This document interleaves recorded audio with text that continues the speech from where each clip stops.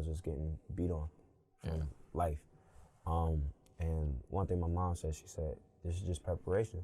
She was like, you know, as much as you probably don't want to hear it right now, because you're going through it right now, but, you know, your body's just being molded into what's going, you know what I mean? Like, it's being molded into something that could withstand what's going to happen next. And when she said that to me, I was like, okay. So.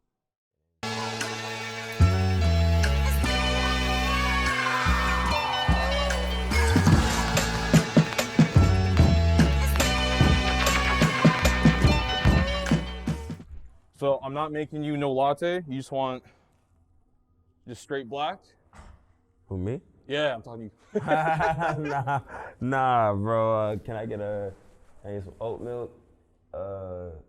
What flavor you got? Any flavors in there? I got no flavors. You got no This flavors? is the to-go set. Yeah, it's all good. I'm cool with like a little bit of oat milk, a little bit of sugar. Like no, like you don't want a hot? Hot's cool. Yeah. So latte? Yeah. All right. Bet. Yeah, that works. Let's do it. Hey, that's hard. You pay attention. Oh man, I missed this shit. Tell me about the song real quick. When was the first time you heard it? I was a kid, bro. My mom used to play this. What is your name? The thing is a thing. Yo, nah, but my mom used to play this back in the day, bro. This is like the song that made me want to be a rapper. You know? What else were you listening to growing up? You said what else? She used to play a lot of, she played a lot of Slick Rick, Nas. She was a huge Nas fan. Rakim, Jay-Z, obviously, Biggie, Tupac. So she used to just play like a lot of old school rap. And like she used to have like a lot of tapes and CDs and stuff like that. And like, I would just be a kid just listening to them.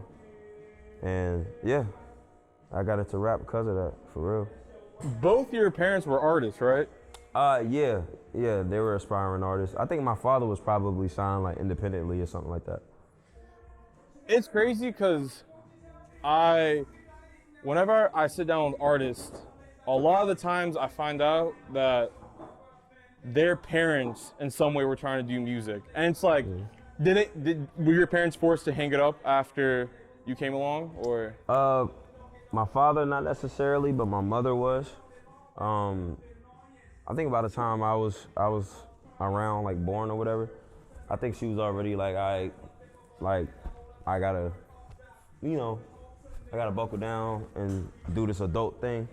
Cause she had me at like 19, 20, so. Oh, so she was young. Yeah. Me and my mom are 20 years apart. So, but my father on the other hand, he wasn't around early on, but I'm pretty sure he was still doing his music thing around that time.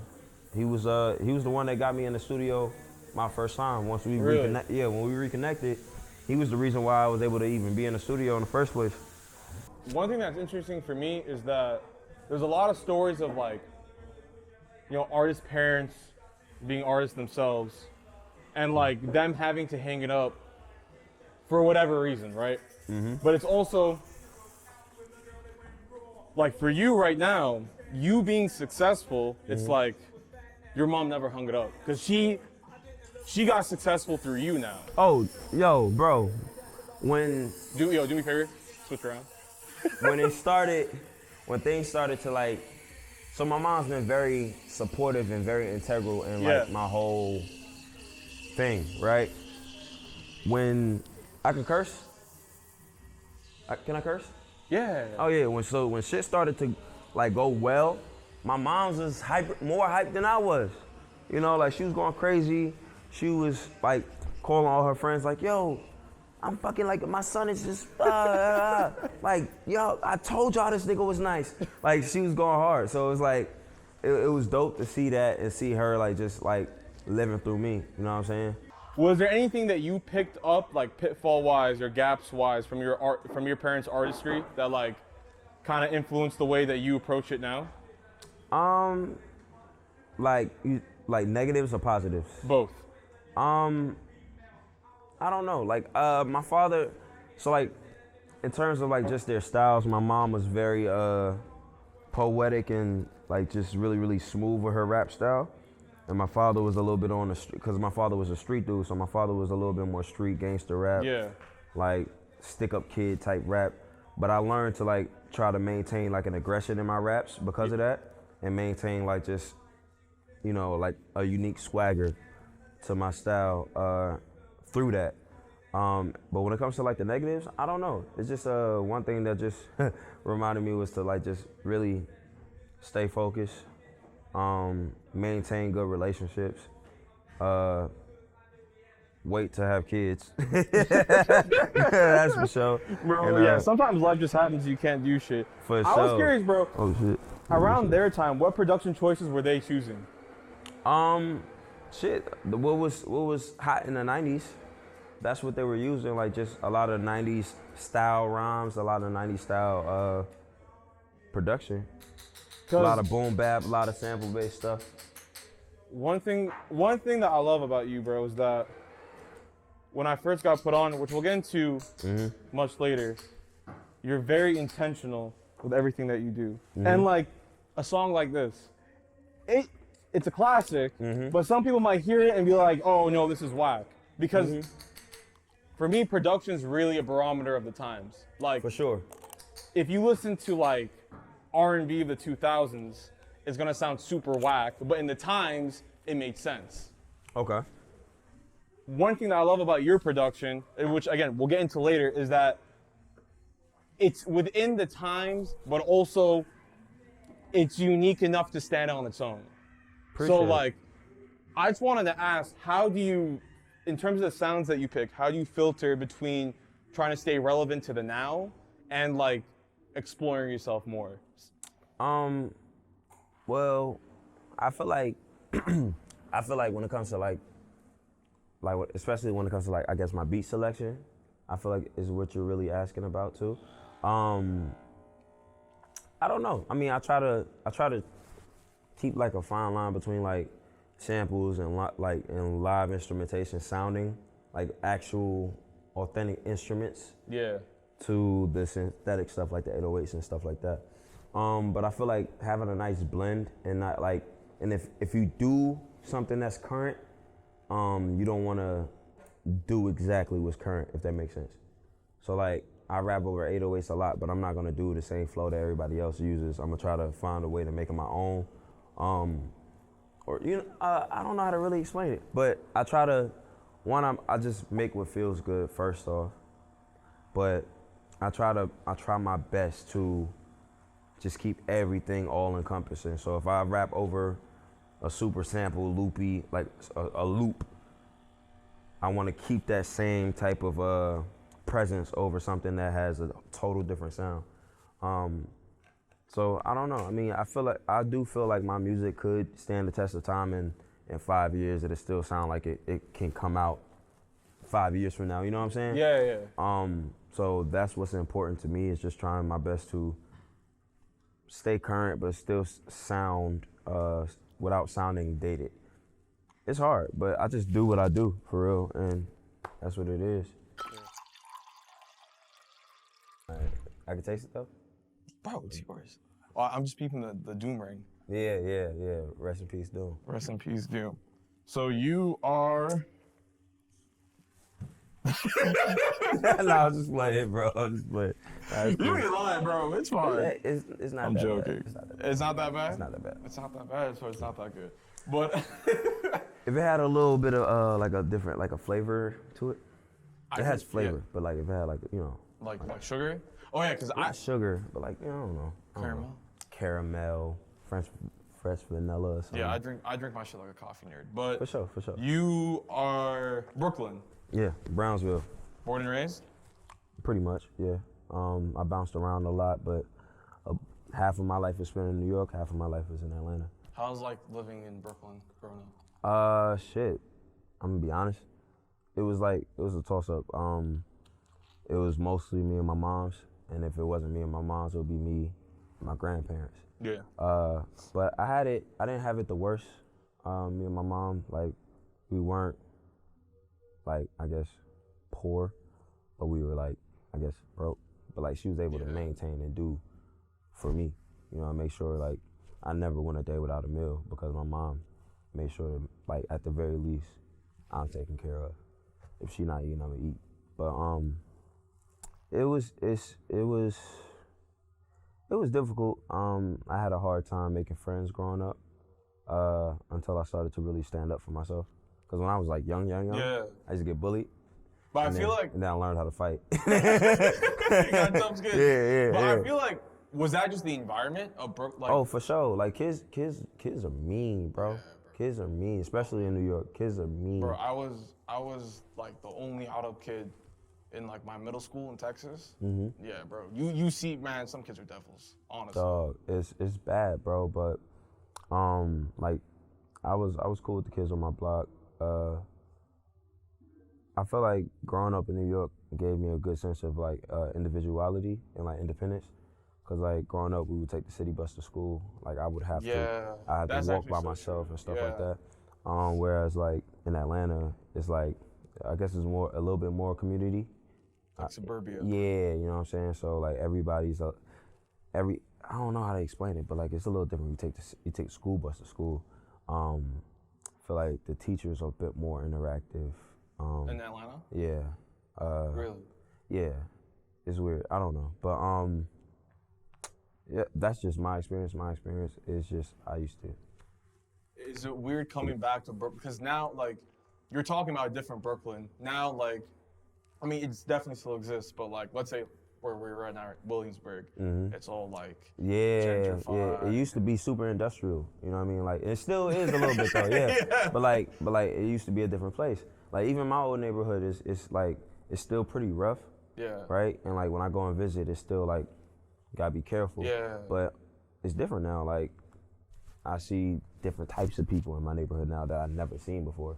And I mean, I like it, of course, but like, it's still like just jarring because it's like, this isn't what I grew up seeing. But I think it's cool. I think just seeing more people in the world interact in new places, foreign places, or places that they wouldn't have before. Yeah. I think it's interesting. I think it's just the fine line that like, it's not about different people coming in.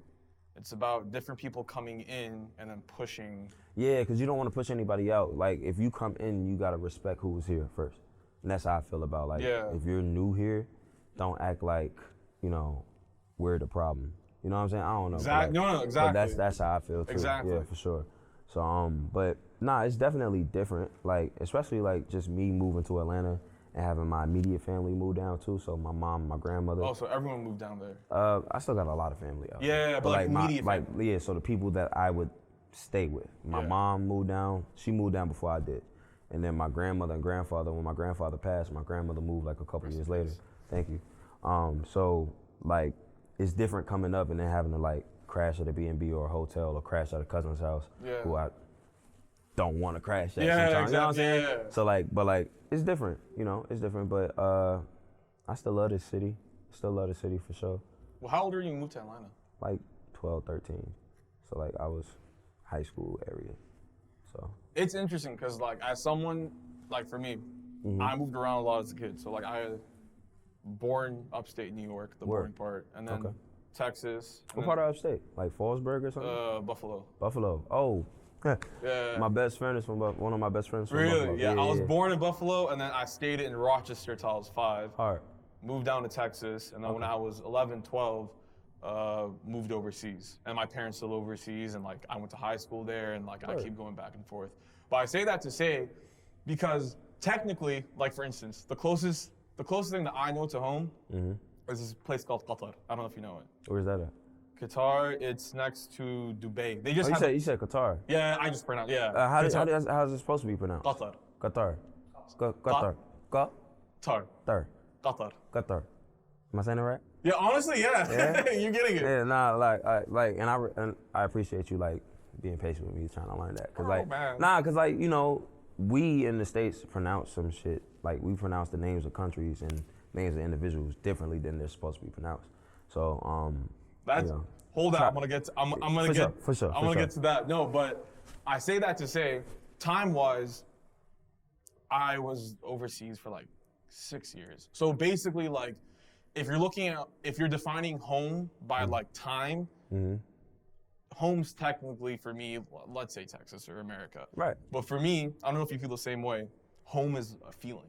Yeah, they don't know, and that's how I feel. So like for me, home is not only a feeling, but it's also familiarity, right? Yeah. So like that's why I still call New York my home, even though like Atlanta's my home, like because I've probably been in Atlanta for the longest in my life, especially my adult years.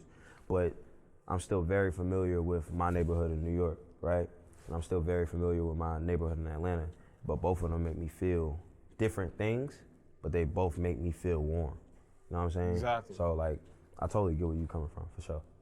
Is the neighborhood dynamic in Atlanta different than Brooklyn? Because I feel like in New York in general, it's like, it kind of reminds me, it's a joke. A Palestinian will always remind you he's Palestinian, so I'm Palestinian. Right. I'm from like 2 specific towns, and like those specific towns are very like, of course I'm Palestinian first, but those 2 specific towns are like very, like this, like the block itself is very like patriotic about that specific area. For sure, yeah. Which I feel like is the same in New York, but maybe not in Atlanta. It's not necessarily the same. I mean, obviously people got their pride. Like Atlanta is very prideful about Atlanta. Absolutely. You know what I'm saying? But like, I was one of those New Yorkers, especially when I moved to Atlanta, like every minute.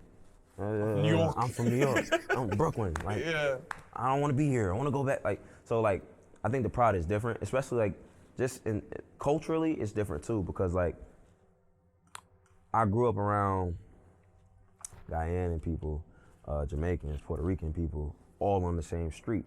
You know what I'm saying? Panamanians, all on the same street, right? So in Atlanta, you have that too, but it's a bit more spaced out, right? I knew majority of my neighbors when I lived in like up here on my block. I knew everybody. Now I don't really know my neighbors as much. Same, yeah. Yeah, same so it's in like, Texas. yeah, it's different. So it's a little bit more spaced out. But I mean, it's two different types of cultures, two different types of areas. But was that weird for you to transition into? For sure. Just New York is so compact in areas, like it's super duper like condensed. Everybody's super on top of each other. And yeah, no, it's different. It's definitely different. Everything's so spaced out. Everybody's so contrary to like belief, I don't think New York is like as aggressive as people say.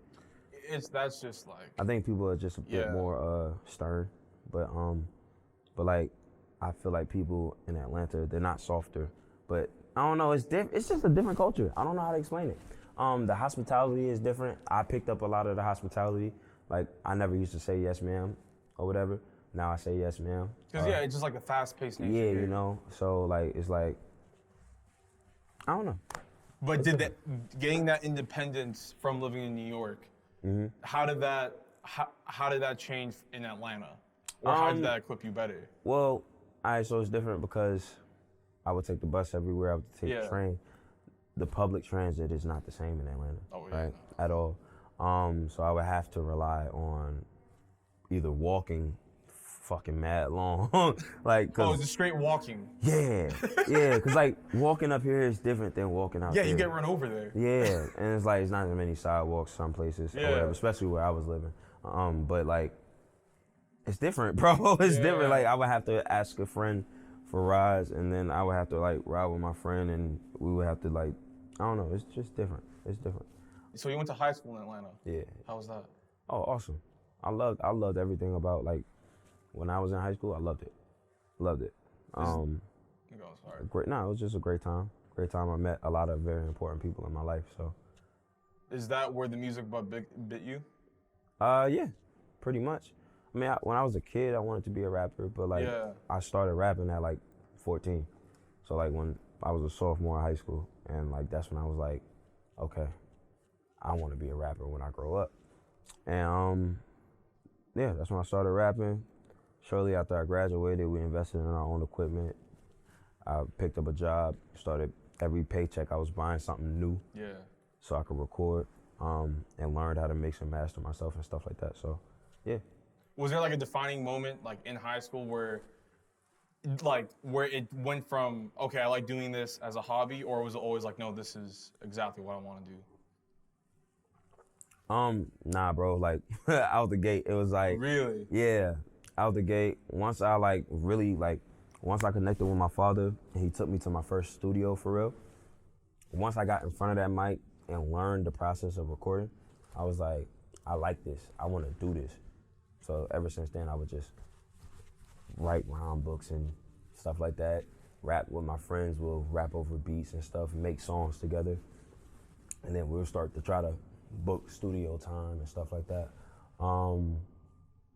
Yeah, nah, it was like instantly. I was like, I really love this feeling.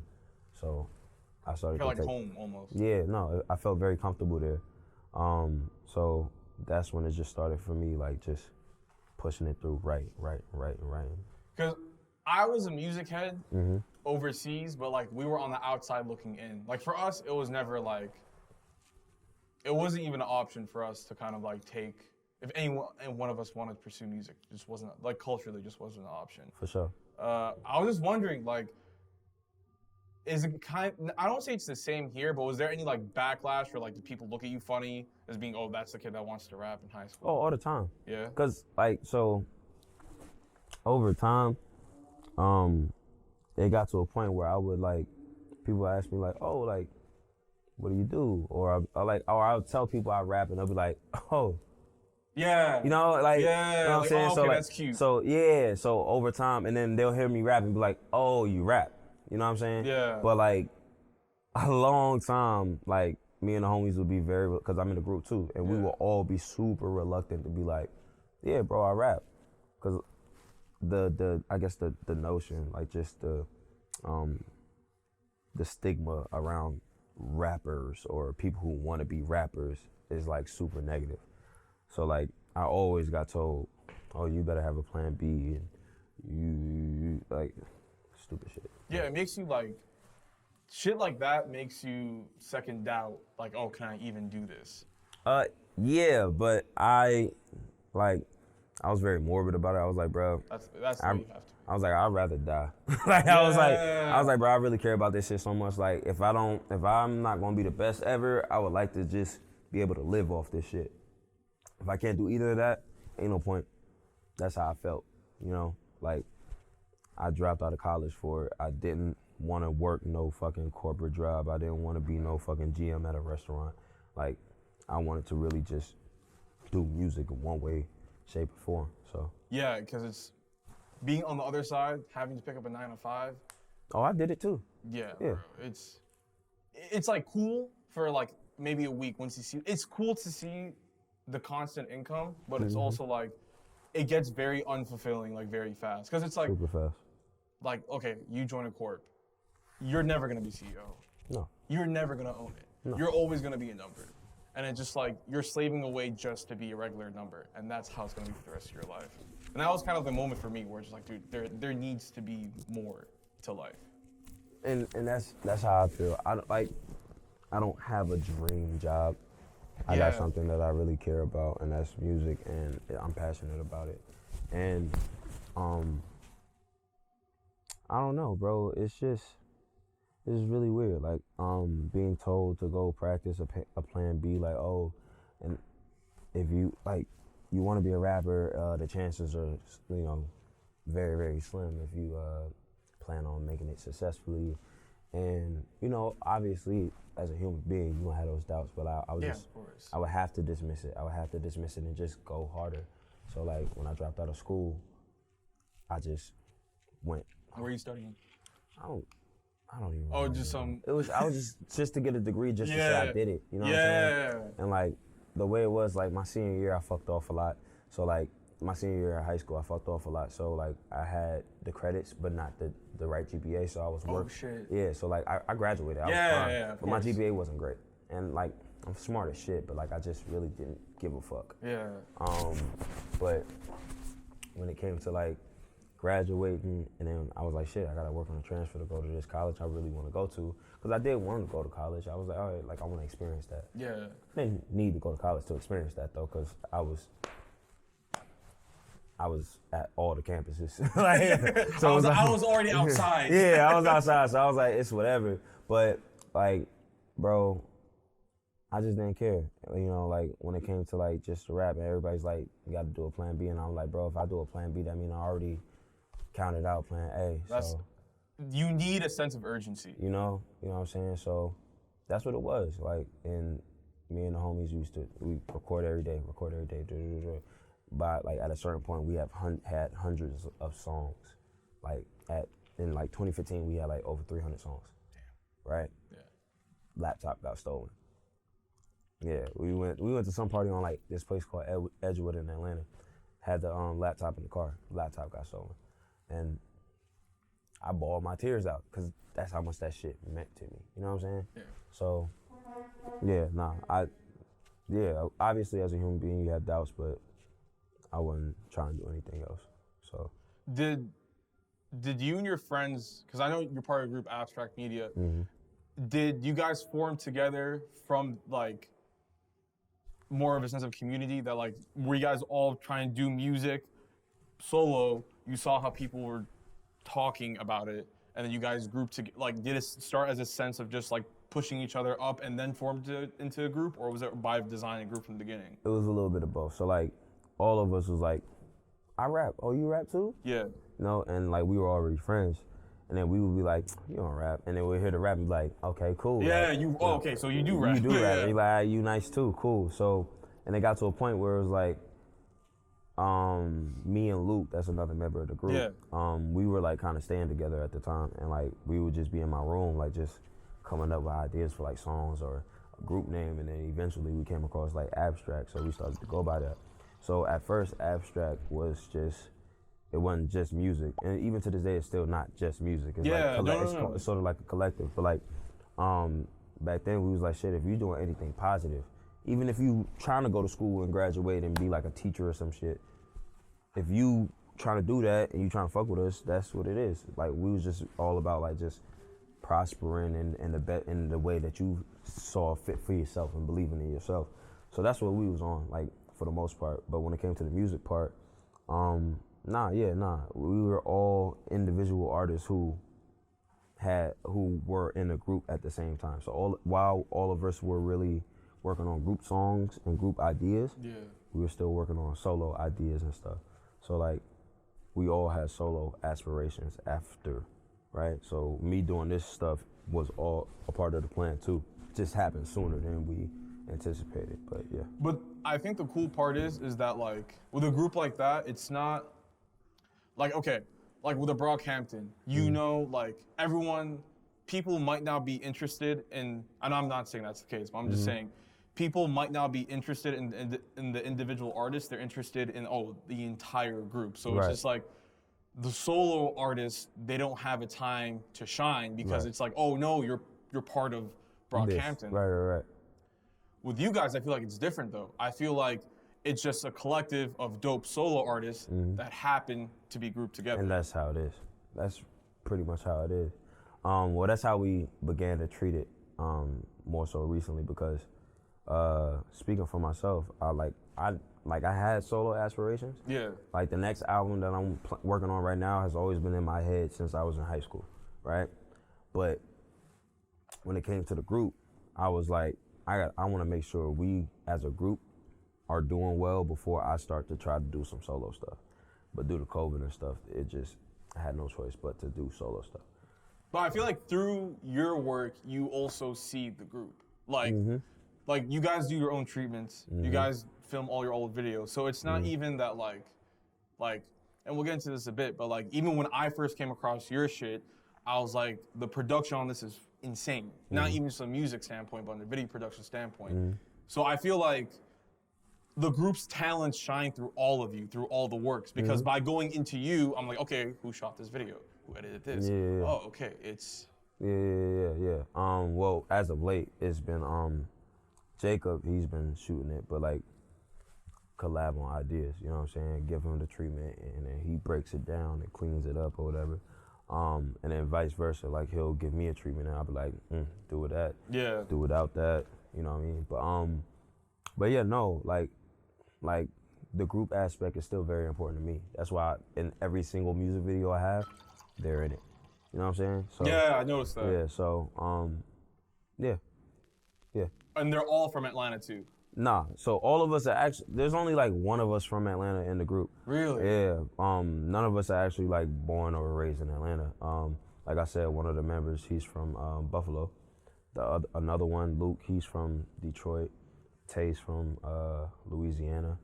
We got one from Alabama, one from Mississippi, one from Atlanta. You know what I'm saying? Damn. So all over. Yeah, so it's just, but we all met in Atlanta. We all became brothers in Atlanta. So Did they just happen to move to Atlanta, or? it's just all, yeah. We all, honestly, ironically, we all kind of moved to Atlanta around the same time. Really? Yeah, low key. Damn, that's crazy. Low key, yeah. Because now you're saying that like from all these different places, so there's like two things that are going in my mind. It's the creative differences between like individuals in the group, but also like sound-wise. Because like, for instance, you come from New York, which is a completely different sound. Not, I won't say completely different, but like pretty different than Atlanta. Oh, it's super different. So like, whereas, yeah, New York is boom bap, Atlanta is more like, but honestly, I think shout out Marco, in our interview I was talking about this. Atlanta is really the hub of like all creativity coming out. Like anything innovative in music right now is coming out. From Atlanta, yeah. And that's, so I was talking to somebody about this the other day. What I really like about Atlanta is the sense of community, because like the creative community is so many different types of people. Yeah. Right? You got the rappers, you got the trappers, you got the alternatives, you got the rock, you got the R&B, and there's someone in each sector that's cool with one another that are producing something else. And I really, really like that about Atlanta. I don't know if that's like that anywhere else. Honestly, like, not really. You know, so I feel like Atlanta, they really put on for each other. Don't get me wrong, there's a lot of people that hold nuts in Atlanta too. Yeah, though. I know, yeah. But I feel the same way. The creative community, like I feel like the source is really out there. Like not just counting me or Marco. You got Suave, Kenny. You got the since the 80s and all Jid and all of them. Like everybody is doing well. You got some of my homies surfing I don't know if you ever heard of them. Yeah, I have actually. Yeah, but there's so many people coming from Atlanta with so many different types of shit, but everybody kind of rubs shoulders and it all kind of bleeds into one another. Yeah, one way or another. And it doesn't do it in a way where it's like a head-on collision. It's not conflicting. It's all like painting the same picture. Yeah, that shit is dope. I love Atlanta. That's a big reason why I won't move too. Like because of shit like that. I love that shit about Atlanta. Like, What do you think is a bad rep that Atlanta gets that it doesn't deserve?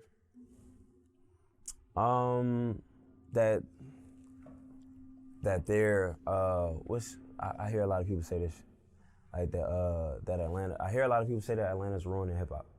Really? I hear a lot of people having that notion because New York's not really in control like it used to be, right? Like, or that because a lot of people are coming from Atlanta. Like I was saying before we cut the cameras on, I really hate the term mumble rap. Yeah. I fucking hate it, right? But a lot of them are from Atlanta. A lot of what people label as mumble rappers are coming from Atlanta. Cardi, Yachty, Uzi not from Atlanta, but Thug, right? But they not mumbling. They saying shit, you just don't understand what they saying because you're not really familiar with how the fuck people talk out there. You're not familiar from how you might think the shit sound weird over the beat, but that's just how, they swag is from Atlanta. And I like that, and I feel like it's just very disrespectful and dismissive when people try to throw Atlanta by the wayside because they not rapping over samples or boom bap. Yeah. Right?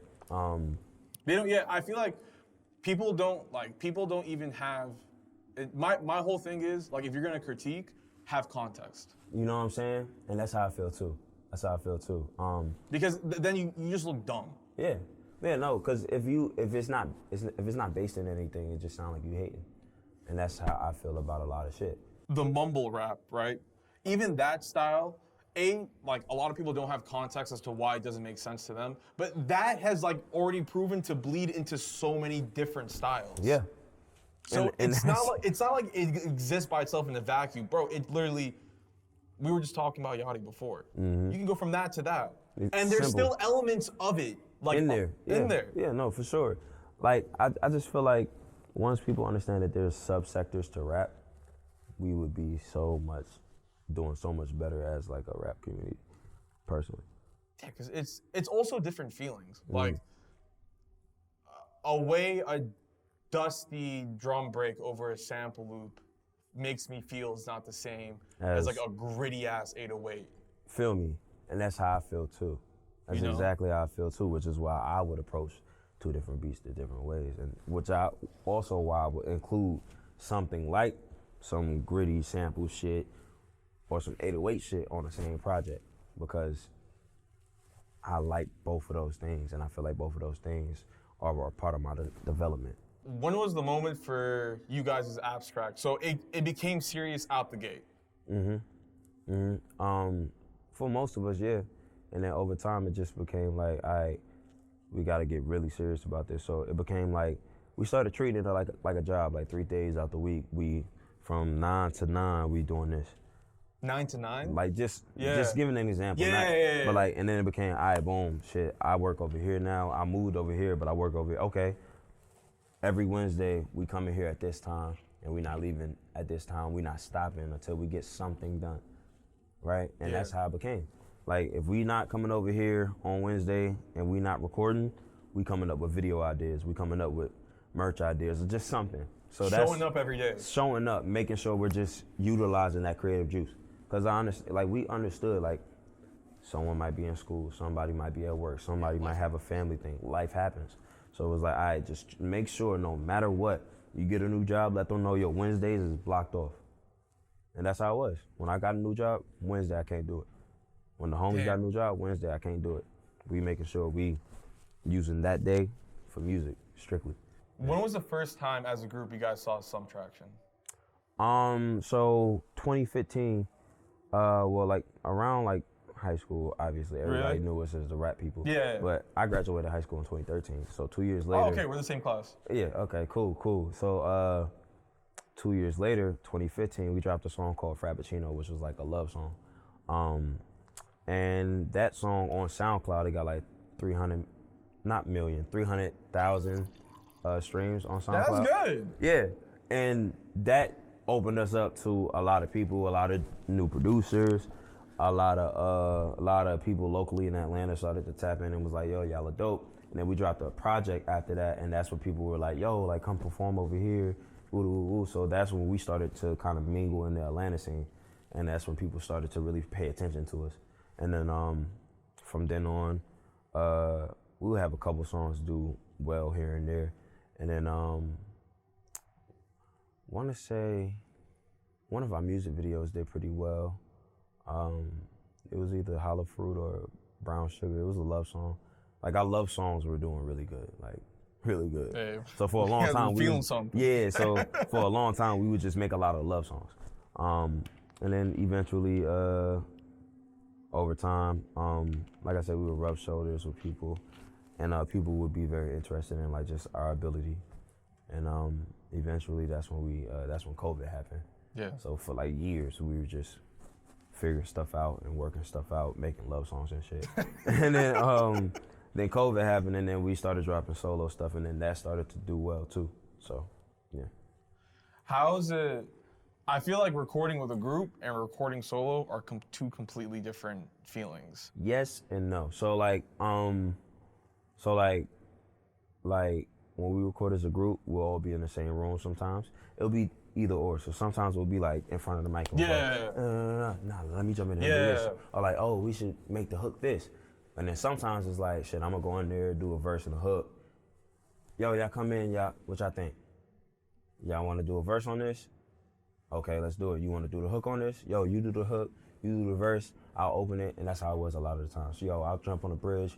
It'll be that a lot of times too, but it was a toss-up. So sometimes we'll be in there and just come up with it all together, and then sometimes it'll be like Masai or Luke or someone else or me, just the intro idea and then the hook and then whatever. So it was different. So recording by myself, the only difference like that was really, really difficult for me was, all right, I'm working on the song. I can't turn around and be like, hey bro, it's your turn. Yeah. So like, I'm like, shit, now I gotta work on the second verse and the third verse, and I gotta work on the bridge and the hook and intro, outro. So I'm like, damn, I gotta form a whole song by myself. So that's where it was like, all right, so I gotta really push myself to really do what everybody else like where other people were pulling their weight. You know what I'm saying? Yeah. So, but over time, once I started to get really into it, it worked. Do you have a point right now, which we'll get into a bit, but when you're recording by yourself, do you have a point where you reach where it's like, okay, I need to bring in, not to record a verse, but like to tap back into the group for like more like, okay, what do you think about this? Or I do that all the time. Like for example, Maytag, right? Yeah. My most popular song. The finished version that's released, lyrically, there's a different version. Really? Yeah, so like, the intro is the same, the hook is the same. Actually, no, the hook is not the same. The hook was different. The hook was different. So the Maytag, Yeah. that was the same, but there was a middle part that was like super corny, bro. But the intro was the same. The middle was not. Bro, how corny are we talking? It was bad, right? It was bad, bro. Bad enough to never see the light of day. Yeah. Like if you hear it, you be like, damn, that was the original version. Yeah. Like, ew. You know what I'm saying? But like the switch up was the same, but it was the same song, but it was a little bit different. Yeah. Basically, just simply put, it was a lot of fucking fast rap. It was OD on the fast rap though. Like it was like, cause I rap fast on the song, obviously, but like I kind of bounced around. Yeah, a you know little what bit, you do. Yeah. You know, on the first one, I was the whole time. You know what's actually so funny? we were talking about Mumble. The people who critique mumble rap will point to that style of rap They and say that shit is incredible. bro, do you hear the fucking? It's like I can't hear shit, bro. Yeah, and so that's how it was. So I did it, and like I played it for Masai, right? I'm like, yo, shit crazy, right? and then he was like,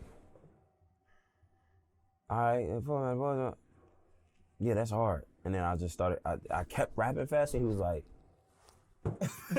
hey, bro. He was like, you gotta change that, bro. He's like, you gotta let it breathe, bro, because he was like, you came in crazy. Yeah. You gotta let it breathe. And he was like, you should change the hook too. Like, it's just, you gotta do something, like, make people want to sing it. I was like, shit, you might have a point. Yeah. So, like, the next day, I just went in there and was like, all right, I had a brand new watch, that bitch test. Okay, cool. And then I was like, all right, hey, Ted, I'm gonna name a nigga, watch. Okay, cool. So, shit like that, yeah. A lot of times I'll be like, yo, bro, what do you think of this?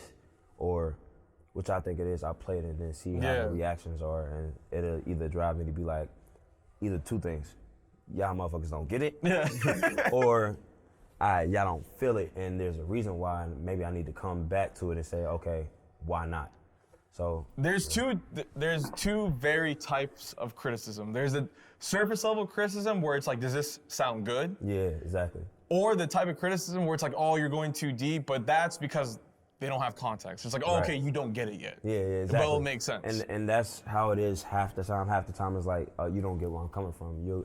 Once you hear everything all together, you might. So you're good at like plugging out with those criticisms. For sure. No, I'm very good at being like if someone's just straight up like, bro, your shit is ass, I'm gonna be like, fuck you. Yeah. But if you just like, yo, bro, I feel like you do a little bit too much of this or not enough of that, and like if you did this part in the song would hit a little bit harder if you switch this. Yeah. So I'm very receptive to criticism. Like people's opinions, I don't harp on them. Yeah. But I take heed to them because they're not coming, sometimes, a lot of times, half the time, they're not coming from just a place of just wanting to be a contrarian. Like sometimes people are just really like, nah, bro, you had something going, yeah, and then it dropped off because you did this. So, and it's like, okay. And also, like, I value certain people's opinions too. Like, my bro, he has a very good ear for shit. So, like, when he said that, I was like, all right, it's coming from a place of, like, you can hear where it was going, and then it fucked you up because I wanted to go, you know what I'm saying? So, like, so shit like that is very important. One thing I was reading, which was interesting, because, like, I've noticed with a lot of people I sit down, they all kind of say the same thing. You guys went from a point of making super lyrical music to more, like, strip back the words. Because I feel like lyricism isn't how many words you put in a sentence. It's how, like, sometimes it's how little words you need to paint a picture. I wanted to ask, what was the point for you guys where you're like, okay, let's chill on the lyrical stuff and actually just start making like good music. Because like for me in this, like right now, bro, you could be rapping about like whatever. You could be rapping as a Palestine. You could be rapping about freeing Palestine, right? Free Palestine. Hey, shout out. for sure. Hey, For shout sure. out. If you're doing that, like the lyrical shit, if the beat is whack, if the drums are whack, I'm out. I don't care what you're saying. No, for sure. That's very important. Beat selection. All right, so like, let me break down. When we first started rapping, it was very, all right, who gonna have the best verse? Fuck a hook. Competitive. Yeah. And then eventually it was like, damn, bro, we performing, nobody's singing this shit with us. You know what I'm saying? It's like we put a hand to the crowd and it was like when I said you know what I mean? So it was like, all right, we gotta switch that and really like make them really feel it. So over time, and that's also where like the critique of mumble rappers I dislike because I pull from them, right? Yeah. I pull from that and I'm like, they understand the art of making shit catchy. It might not even be about shit, but they know how to make shit catchy. So when you apply that to shit, make your hooks catchy and your verses could be super lyrically dense, you'll be straight. Or not even like crazy lyrically dense, but like that's what I learned, right? Yeah. And then I also take from the school of Jay-Z. Jay-Z is a master of saying so many things in such a simple way. So that's something I try to apply to myself. Spider-Man. Yeah, that's my shit. When did the love for movies and comics come? From a kid. So like when I was a kid, my grandfather was the one who really introduced me to comic books, right? Really? He introduced me to movies too. Yeah. Like because of my grandfather, like I love westerns and not westerns, but like kung fu movies and stuff like that.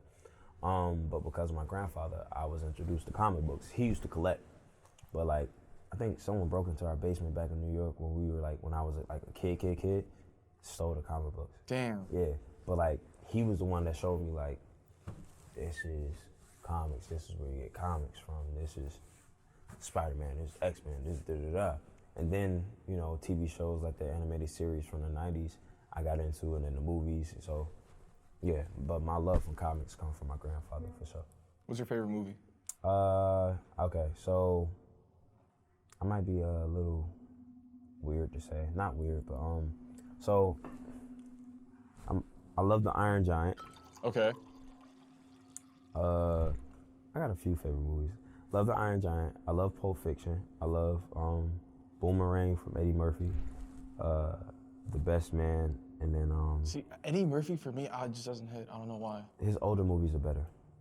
His like 80s, 90s movies. Oh, okay. I much- haven't gone that. Much better. Okay. Go check out Boomerang. I mean, it's a little different for the times, Yeah. but still pretty good.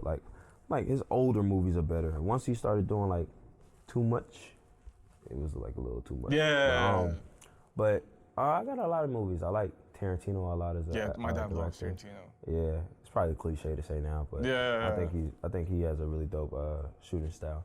You watch Attack on Titan? Of course, I haven't finished season 4 though, so like Okay. I'm not gonna say I know they I think they did the rumbling and stuff. I haven't seen all that yet. I read the manga, so I'm not gonna say shit. I read ahead, but I didn't finish the manga. Okay. So like I finished. so yeah, I mean I know how it ends. It got leaked online, but I think the last thing I seen was when the girl's name from she's with the Marlians and stuff. She was like, "You are the enemy." Oh yeah. That part, yeah. That was the last part I seen, and I need to catch up. Because I know I'm behind. One thing that I love about Attack on Titan, because I wasn't really, I like movies, but like I'm more interested in like, I'm not like a movie nerd, but I'm more interested in plots. So Attack on Titan, when you watch it again, you can tell there's a difference between writing a plot, knowing the ending, or writing a plot and you're figuring out on the way. Attack on Titan, for instance, if you go back and watch, you can tell from day one he knew how it was gonna end. That's my favorite shit. Yes. Right? So like, I said this in an interview a while ago, like one thing I love about comic books and movies is when someone is really, really dedicated to some shit and they're like, okay, this is how it's supposed to start, this is where the middle point is, and this is how it's supposed to end. I need to have these 3 things in the beginning show up at the end so it all feels. I love shit like that. So like to your point with Attack on Titan, you're noticing things from in the beginning. Literally you're like, from the first episode. You're like, whoa, shit, that makes so much sense. You know what I'm saying? I'm not gonna spoil it. The first episode's title, and I think season 4. The first episode was like to you 2,000 years ago, and then one of the episodes, like the first episode of season 4, I think was like from you 2,000 years ago. Do you know anything about the founding Titan? The founding Titan? Yeah, Ymir. Yeah. Oh, okay. So you've seen. Yeah. Okay, yeah. So that episode and the first episode are all connected, and you find that at the end. But I asked that to say, your music is very intentional. Mm-hmm. Everything has a spot. Mm-hmm. But I wanted to ask, I feel like, you correct me if I'm wrong, there's a fine line between being intentional with shit and being a perfectionist. So like, there's a fine line if you kind of have an idea of how you want the plot to end, but you're fixated on that specific plot, then you kind of get in a rut. Whereas if you're figuring out as you go, it might not be that cohesive, but you're leaving yourself a little more like wiggle room. Yeah, for sure. For you, how do you set those two things apart? So what I did with like the last 2 projects, right? I knew how I wanted them to go. I knew what I wanted it to like center around. Yeah. So what I did, in some cases, I made some songs fit. I might have rewrote some parts, or I might have recontextualized. Okay, so parts. It's not being married to an idea. Nah, yeah, I mean, sort of. Like my next project, I'm married to the idea of it, right? Okay. But what I know I'm gonna consciously do, I'm gonna have to make some songs fit into the context of it so that it works. Especially if I really like the song or I think the song is dope. Yeah. I'm gonna have to try to find ways to make it fit into the idea, whether it's making it a snippet or making it the outro or the switch up or something. Yeah. You know, just trying to find a way to make it fit into the idea so that it can build, so it can add to the world. Yeah. And add more like layers to shit. So no, I get in my way sometimes being a perfectionist because it's like, nah, this has to be this way. Like I'm very particular, I'm very hands-on, so I'm like, this has to go this way. Yeah. But over time, bro, it's just like, okay, yeah, this has to go this way, but if I keep going this way, it's not gonna be as enjoyable for the listener because I'm so focused on trying to get this outcome. So it's like, you gotta find ways to make it a little bit more breathable. You feel what I'm saying? Yeah. So yeah, I give myself a little bit of wiggle room, but I still can be very perfectionist about stuff. But I've learned that being too perfectionist, like too much of a perfectionist, is a gift and a curse. You can hinder yourself a lot. How does your love for movies and comics play into your music thematically? So when it comes to my music, like I said, I try to add little tidbits in, kind of like we just talked about, like Attack on Titan. Yeah. I try to add little tidbits in, like Easter eggs inside my music. So like the last 2 projects had a lot of bird chirps or bird references, like just small little shit like that. I put in every song, or try to put something like that in every song so that everything feels cohesive, or so that when you listen to something, you're like, damn, like, why watch, you referenced that. Yeah. If you listen close enough, I'm saying all the songs. You say all the songs again, it's a summary. Yeah, shit. So like, I try to do shit like that, right? I picked up on that last night. I was like, damn, this is clever. Appreciate it. So like, shit like that I try to do. I try to be very, very cognizant of and say, okay, I did this, I want to bring this back later, right?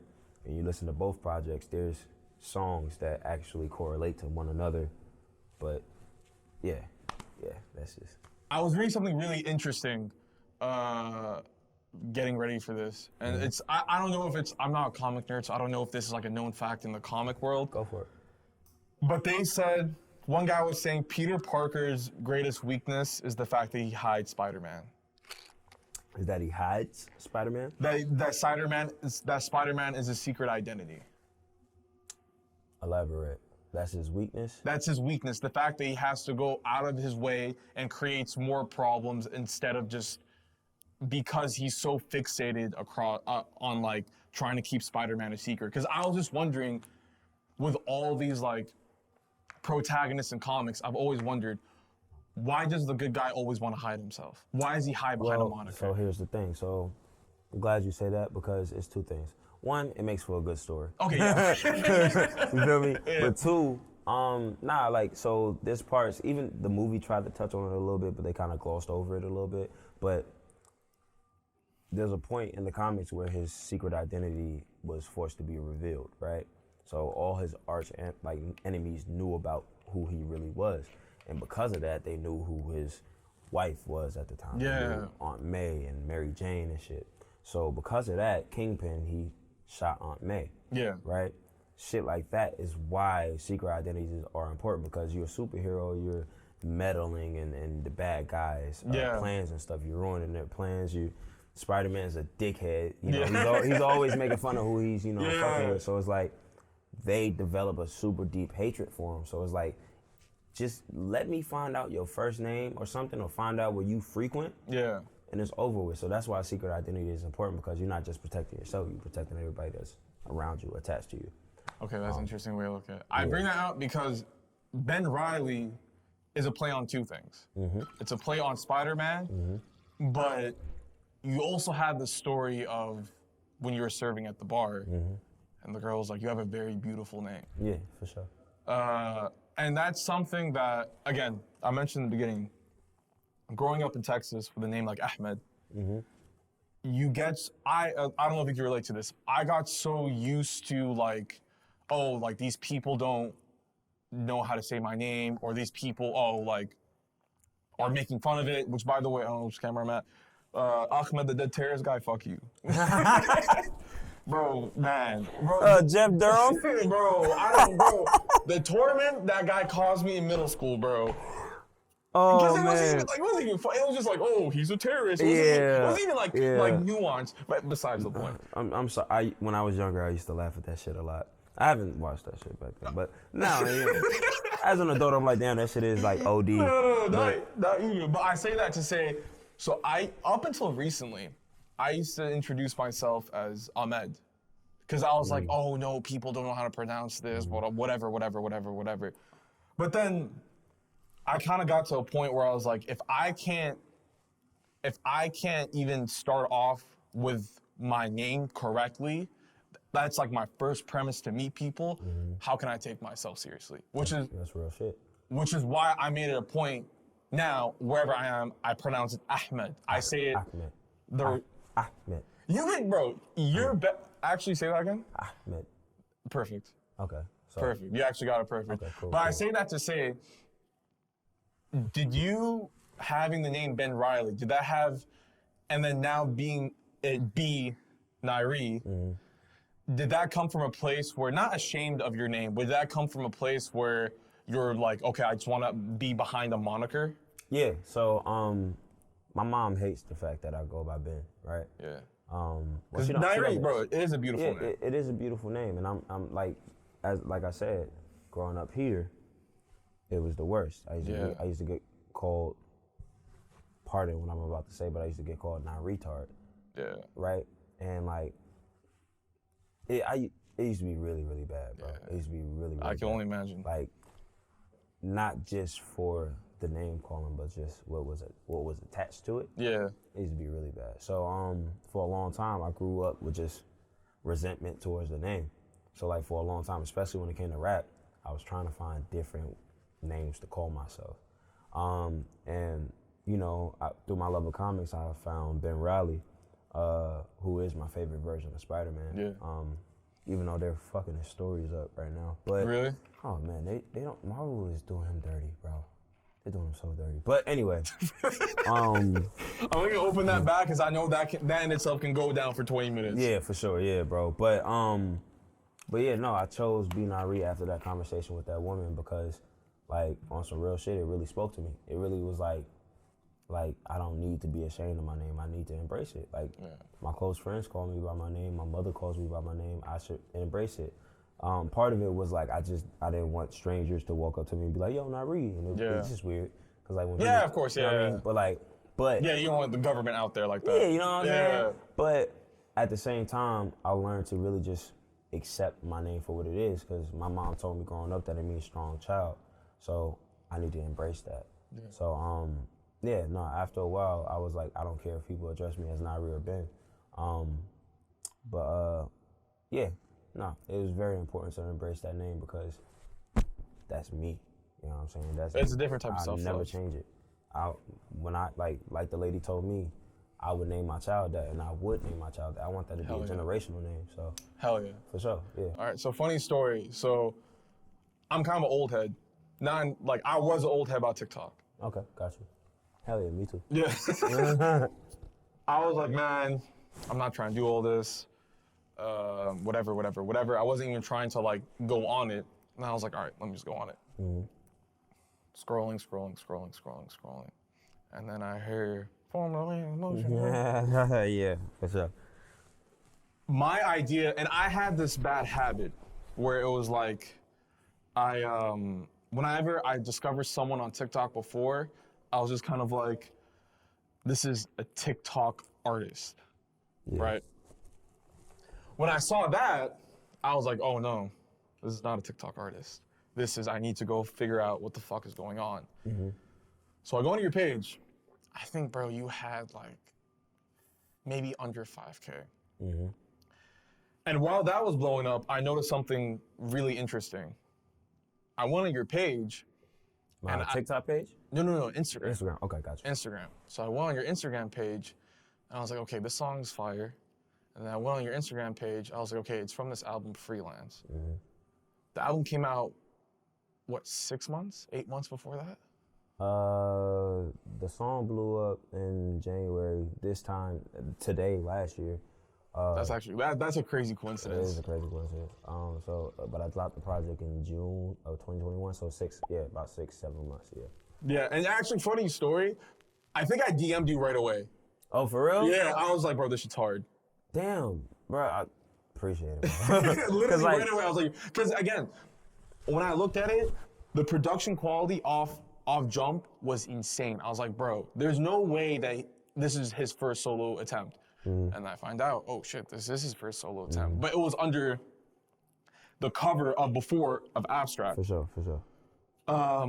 And I remember like, I was looking at your Instagram profile and I was like, okay, this album came out like months before. And then you had like a milestone at the end of 2021, I think, I forget, or your Spotify number, when it was like, thank you for like 10K listens. Mm-hmm.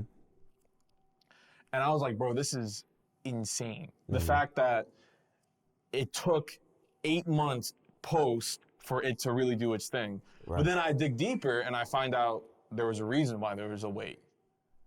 Yeah. So I wanted to ask about what was going on between those 6 months. So shit, I mean, from the time, so in 2021 I had like 3 near-death experiences, right? Damn. But the second half of 2021, it was the 2. So after I dropped the project, dropped the video, and I had plans to shoot more visuals and stuff. But life happens, bro. I got COVID real bad. I was sick for a month. I was coughing up blood, everything. Like I was bad. Blood? Yeah, I was bad. I was bad. Shit, I was fucked up for like a month, bro. Then when I finally recovered from it, I got in a really bad car accident. Damn. I was walking around with a cane. I had a fractured hip, fractured pelvis, 2 bulging discs. I'm dealing with disc right now. That shit is not fun, bro. That shit is not. Bro, I'm walking fucking ass out. Like, bro, imagine me, bro. I'm walking around with a cane for like 2 months. That's insane. So like, but my first solo show was in November, and the accident was in October. So. My God. Yeah. So like, I was advised against from my doctors to take the solo show, right? But I was like, I got to do this for me. Yeah. So I literally was walking around with a cane up until that day, and then I performed for the first time alone, type shit. And yeah, and then December came, and then January came, and then things went crazy. But yeah, bro, nah, it's just life happened, bro. Life happened, and it prevented me from promoting my music the way I wanted to. I was using my money from work to do that, but I was out for months. So I was broke. So like I wasn't really able to really put the money into my craft. So Yeah, it's funny that you say life happens, because I dealt with something like that end of last year for like the past 6 months, because you can't work in a vacuum. nah, bro. Unfortunately, you can't work in a vacuum. And then when you're forced to kind of take a back seat, it fucks with you, because you're just like, I don't know if you did the same, but like for the past 6 months, for me, it was just kind of like, all right, I'm in this situation in life right now. I can't do what I want. Mm-hmm. And then you see everyone else doing the same thing, and you get in this ugly habit of just like sitting there and just fucking comparing yourself. And You don't want to do that. I've done that several times. You don't want to do that. no, yeah, not at all. It drives you crazy. It drives you crazy. There's no point to it. Yeah. But I wanted to ask, because like having that 6-month break that you had, or however months, to get on the other side of that takes a lot of patience. To understand that like there's nothing I can control about the situation. So I just wanted to ask, how patient, like how do you maintain that patience knowing that like there's nothing you can do about it? Oh, bro, I don't know how I maintained that. Yeah, I was Depressed. Yeah, that's I was super depressed. I was crying and all that shit. Like, I mean, luckily, I got the home studio set up, so I was recording. Yeah. So like a lot of the Charlie stuff I made while I was fucked up from my accident, so that was cool. But nah, bro, I was just, I don't know, bro. But you know, I knew that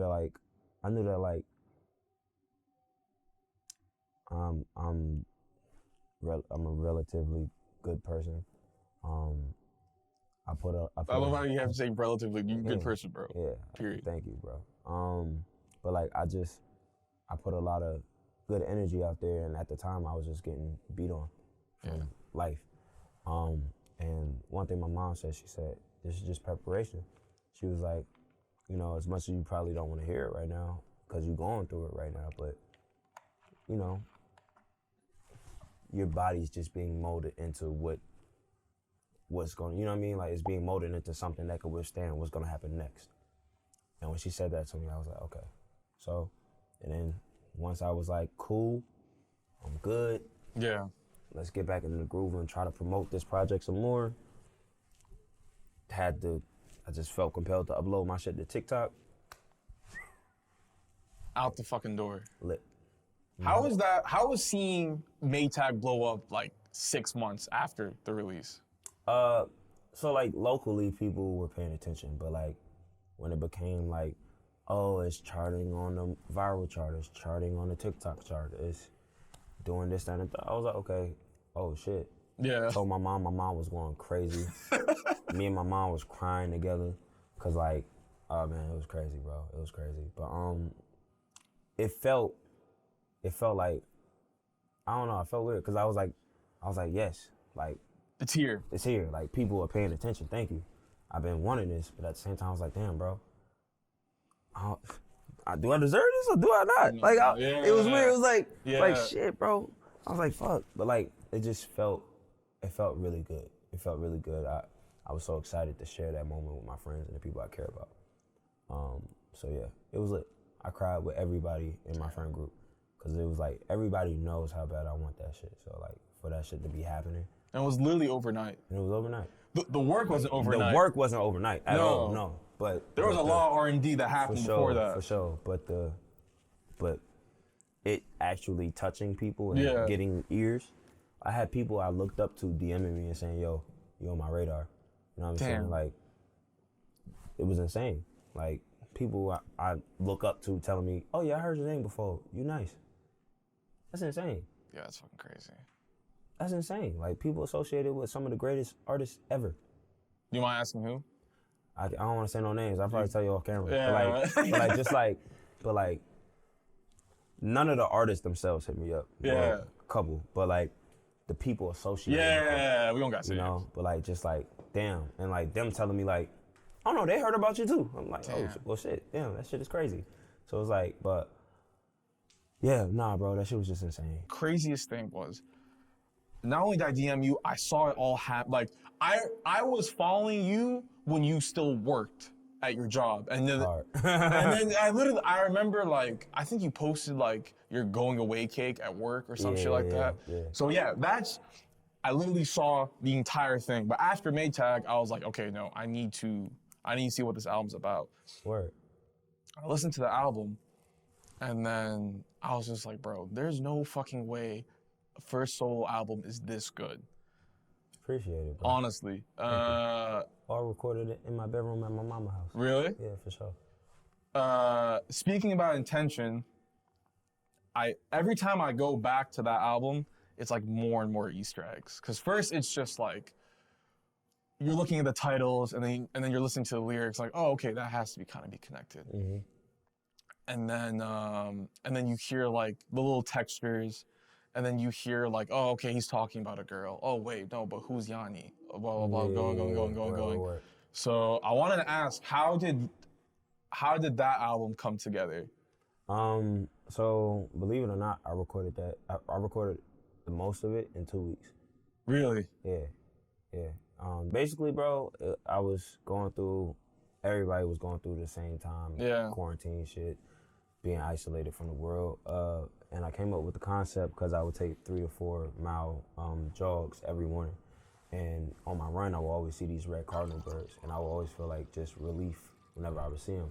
So eventually I was just like, why do I keep seeing these birds and what does it mean? Like, what is the symbolism behind it? So I started to research, and I researched and I learned. I was like, oh, snap, okay. The red cardinal bird really symbolizes peace, freedom, and also like a family member who's no longer with you or a loved one who's no longer with you, checking in with you. So I started, and I lost a lot of people in my life, so I was just like, damn, this is speaking to me right now. So after getting deeper into that, I was like, well, let me learn a little bit more. I don't know, I felt compelled to learn a little bit more about them. So I started to research. I learned that the male bird is the red bird, and the female bird, the woman bird is brown bird. So I was like, oh shit, okay. I'm gonna make a love song and call it Brown Bird. The red bird song is gonna be about me. And then and just me embracing full confidence, right? And then I learned like the longest they lived in like captivity was like 13 years or something like that. And then 28 years was the longest they lived in the wild, something like that. Yeah. And I was like, okay, I'm gonna challenge myself to make 13 tracks fit a 28-minute mode. So yeah, it didn't take me very long to come up with the idea, and it didn't take me very long to come up with the songs, and the concept. Like, even back then I had the idea to be like, okay, the first title was gonna be longer. It's gonna be called Freelance the Red Bird's Diary, and then Charlie was gonna be called Freelance the Brown Bird's Lover. So, but I just simplified it type shit. But yeah, it's just, that's just how it was. So Charlie, you're gonna make a Charlie. Yeah, but I didn't have the idea for Charlie until like, I made Freelance 2020. I didn't have the idea for Charlie till around my accident. Really? Yeah, and that's why I was like, okay, I'm gonna call it like Charlie. But Charlie makes much more sense post Blowup. For sure. Than it would before, because Freelance builds on the idea of freedom of greed, freedom of innocence. You play on the word freedom. Yeah. So I want to ask, like, to you, what does freedom cost? Freedom costs yourself, in my honest opinion. I feel like in order to be free, you gotta be willing to let go of a lot of you. Yeah. Right. A lot of the you that you don't like, or the you that you don't know that you don't like, because that was a lot of it for me. Like, it was me letting go of people I loved, what I envisioned my friendships to be, or even the friendships that I had at the time. Yeah. Is me letting go of that, me letting go of what I look in the mirror and saying like, yo, I don't like this, I need to change that. So let me let go of that and build something new in place of it. So that's what a lot of being free meant for me. So I changed a lot between, like, in the process of making that, and in the process of releasing it too. So it was just like a lot of metamorphosis, and that's what Charlie is. The metamorphosis is me embracing what I became after freeing myself. Because the first song, and I'm gonna talk about them together because they kind of line up. Because like the first intro tracks on Freelance and Charlie, it's like same sample, just tuned up. But also same producer too. Yeah. Yeah, it's the drums are exactly the same. Yeah, bro, I think my favorite thing, because I'm a knowledge head or a flying lotus head, and yeah, my favorite shit about your beat choice is those like off kilter, like clunky Those drums. are my favorite songs. That's too. my favorite Those shit, are my bro. favorite songs. Yeah. The snares on that. Of course, you know Mama Kendrick. That's my favorite Kendrick song. Yeah, like that. The drums on the first two remind me of that beat. I think just the snares itself, but yeah, because the first song is interesting. On Freelance, you're talking about when will the bigger me intervene, and then the first song, Charlie, is the bigger you is here. Yeah, exactly. So I want to. It's crazy because like we are kind of our own limitation of like getting in the way of our success sometimes. That like it's really within you. For sure. You are the bigger one. So Freelance goes down, and the first two songs you're naming all these things you're breaking free of, and then you're broken free. So it does it go down like a script? What do you say? It's broken up into sections. So the introduction is me declaring, hey, I'm breaking up. Like when I say when you and I break up, I'm not talking about a different person, I'm talking about myself. I'm saying I need to break away from myself. So, but these are the things that I need to break away from as well. So Ace High, I'm talking about that. And then She Likes My Deep Pockets, I'm talking about letting go of this girl who's whatever. And then the let go comes in, and the let go is really me saying, okay, I'm letting y'all know. I'm letting y'all go now, and I'm embracing what I'm about to be, which is why it ends with, do you have what it takes to let, you know, do you have what it takes to let yourself go free? And then it goes on the Redbird, which is me embracing that confidence. Townhouse is me really being braggadocio, is embracing that. Finster is also me putting my sights on a new person I want to be with instead of focusing on the old person I want to be with. And then Sideshow goes into, so. And then Charlie is, you are the bird. I am the bird. Because Freelance ends off with the cardinal directions. Yeah, exactly. So then it goes into Charlie. But, so Charlie plays into Freelance because Charlie is, now you have like, I mean quite literally, a bird's eye view looking down, and you're realizing once you get to that height, is it new problems that arise or you learn how to deal with shit differently? It's me learn, so it's a little bit of both. It's me addressing new problems, but it's also me reflecting on old problems and saying, I probably would have did this differently now. Or if these old problems present themselves, this is how I would approach them. Or I realized what I did wrong before the first project, I want to fix that. I want to address that. So that's what a lot of it was too, like parts of it. But it's me just trying to take on a new path and like right wrongs or, you know, embrace new beginnings. Yeah, because I noticed a lot of the lines kind of like, they'll cancel each other out. Like the beginning of Freelance, I forgot what song it was, but it was basically saying that like, you're in a funk. And then in Charlie, it's like, oh, I defunct the funk. Yeah. Is it? That's fucking hard. He's catching that. Bro, yeah. I do this. Yeah, because like on Ace High, I say, I can't fake the funk. And then Charlie, I say, I defunct the funk that I've been in for weeks. That's me basically Exactly, saying, for sure. Had it not been for the way that Maytag blowed up, which by the way, bro, it's like a trauma meme now on TikTok. Yo, that shit is weird, right? That shit is weird, right? Like for the longest, bro, like people would DM me and be like, bro, like, you're still going viral, but like not for the song, it's just your face. Yeah, and I'm like, it's that scene. Yeah, it's just me sitting down with Masai next to me. I don't know why, but that's what it is. In terms of, because you being that intentional with the music, and correct me if I'm wrong, and I feel like this is maybe the shitty part of having a song go viral. People attach to the song and the virality of it, but especially with someone like you, when you put so many Easter eggs in the albums, maybe it's a product of the times, maybe it's a little bit of both. But I feel like people just kind of latch on to that song when it's like, oh no, but like, you're not seeing what I'm doing here throughout the entire album. 1000%. Does that ever get to you? Sometimes, but sometimes I'm just happy they're listening. That's very true. But, like even, I don't think Maytag's my best song. That's probably honestly, I agree. I think that's my least favorite on that project, low key. But let me pull up. Wait, I forgot the name of your song. No, go on. I'm trying to pull up. But honestly, my favorite song of yours is Clipped is amazing. Clip? Yeah. That was one of my favorite songs for a very long time. Yeah. For sure. But so Clipped and Brown Bird are about the same girl. Yeah, I know. Yeah. Okay, cool. Yeah, cool. Yeah. Even with like Maytag, like there's so much just detail in just the song itself that a lot of people don't know. Like what? Well, the song is about a washing machine. Maytag washers and dryers. So the first half is the washer, second half is the dryer. I did not get that. Yeah. So I didn't get so that. like even like the lyrics I reference like cleaning, like washing products. So I say okay, see, I didn't get that. So I'm not gonna cap. And it's fine. Like Yeah. that's kind of the point too, is like I still want you to fuck with it, but if you really, really think about it, so I say formatted boys on the rise, we the wave, like erosions, right? Okay, wave erosions, y'all niggas way too tied like wave, but tied like detergent. I didn't get that. Yeah, tied like detergent, tied like wave. What do you gain? Gain like detergent, but also like what do you gain? See it, yeah.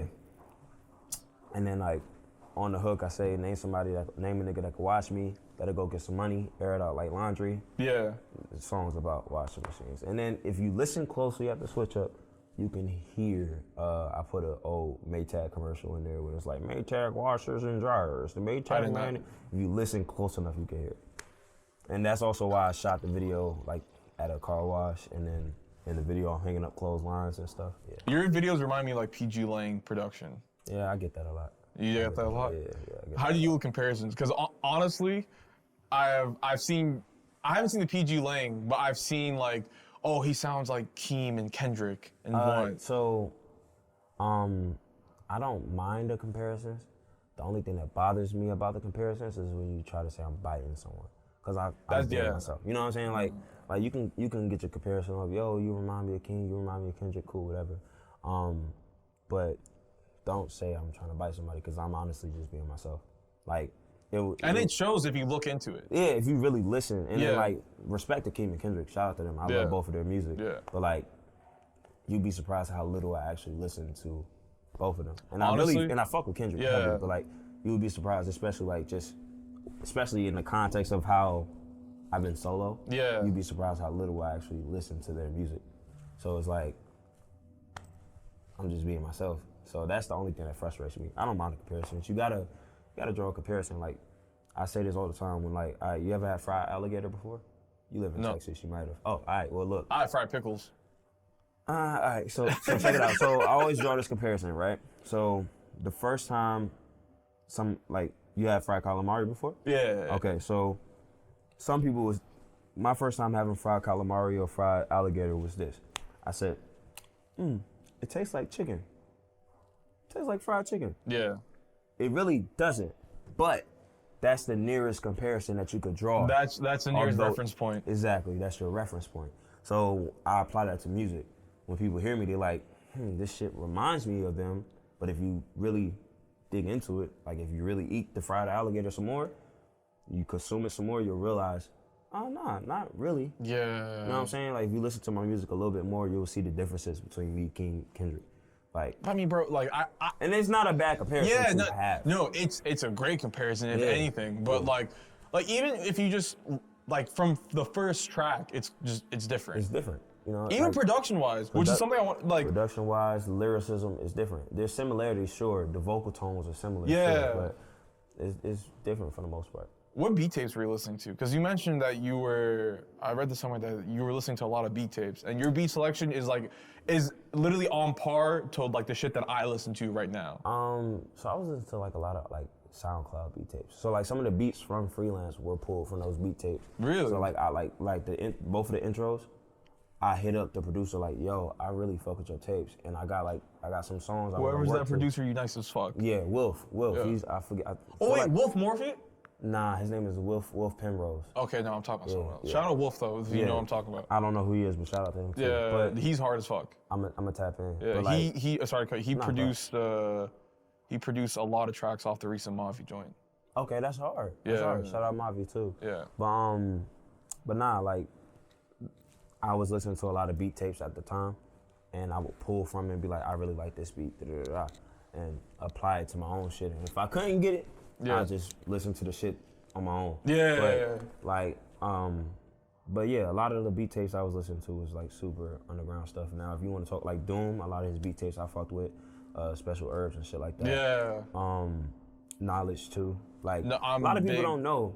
Like, although Mama's my favorite Kendrick song, that beat was on a beat Knowledge tape. beat. Yeah. It was on a beat tape years before. And I think the story was a friend of Kendrick played it for him, and then he hit up Knowledge and said, "Yo, I need that beat." Yeah. Cause I was listening to that beat like in high school. Yeah, that beat. Before that album dropped. I forgot the name of the beat tape, but yeah, it's old. It's old. Old as fuck. It's old as fuck. But yeah, but that's what it was. Yeah. What's your favorite Knowledge tape? I can't name one right. I really like his like Meat Mill flips a lot. Oh yeah, those are classics. Yeah, his Meat flips are really cool, and I like his work with Innocent Pack a lot too. No Worries. Yeah, that's really good. But can't think. Because a lot of the beats on I haven't heard it recently where it's like I'll have like a Knowledge-esque type drums with like sample bass, and then the next one just gritty ass 808. For sure. Yeah. People don't really do it, and that's what I try to do. I try to maintain that. I try to grab elements from different places. I have a problem. I go way over. Nah, you're good, bro. You're good. I like to talk, so. Hell yeah. You're on tour right now. Yes, sir. How's that? It's lit. Well, it really just started. This is the 4th date, but we've been on the road for like a week and a half now. But it's so far so good.